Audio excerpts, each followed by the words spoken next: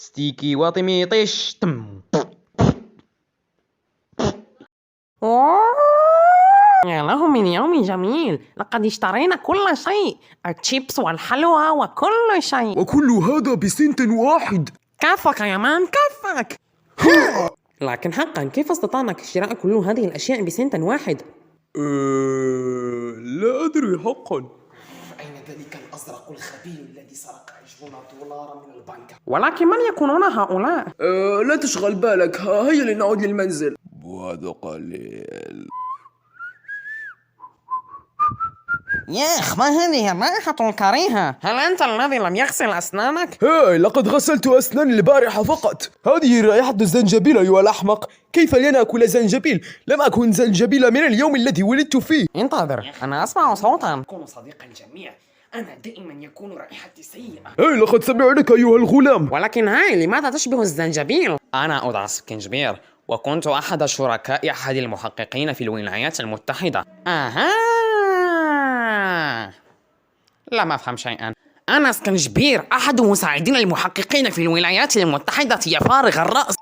حسنا لقد فهمتك. هيا يا ستيكي، لنذهب مع هذا السكنجبير إلى قطاطس. بعد 3 أيام. مرحبا أيها القط الغريب، أنا أدعى سكنجبير. أوه، أنت سكنجبير؟ أوه، مرحبا بك يا صديقي. لم أراك منذ التسعينات يا أخي.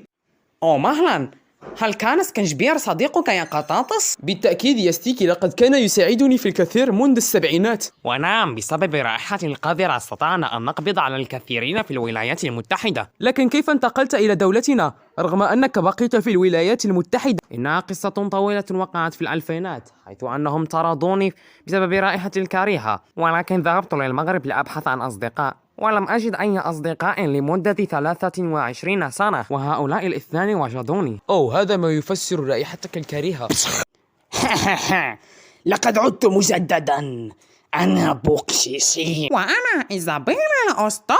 اخرس أيها القط الغبي. آسف، ألم أتخلص منك أيها المعتوه؟ سلاحك لم يعد يجدي بشيء. من الأفضل أن تتعارك مع شخص بعمرك.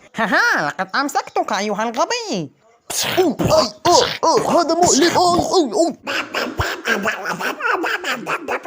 يا له من بط غبي.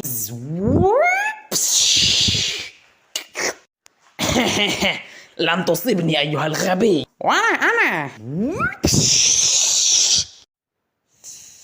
يا له من قط غبي. والآن دورك يا قطاطس. ليس بهذه السرعة أيها الأحمق. وكيف سوف تهزمني يا عديم القوة؟ أنا أقوى شخص في هذا البعد. قد أكون ضعيفا بنظرك، ولكنني في الحقيقة أملك نقطة ضعف، وهو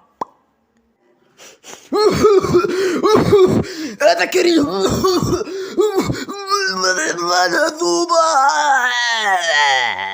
لقد تخلصت من هذا البركاسة. شكرا لك يا شريكي. ما رأيك أن أكون معكم؟ فكرة أسطورية. كفك يا مان كفك. النهاية السعيدة التي هي سعيدة لدرجة أنها ليست سعيدة.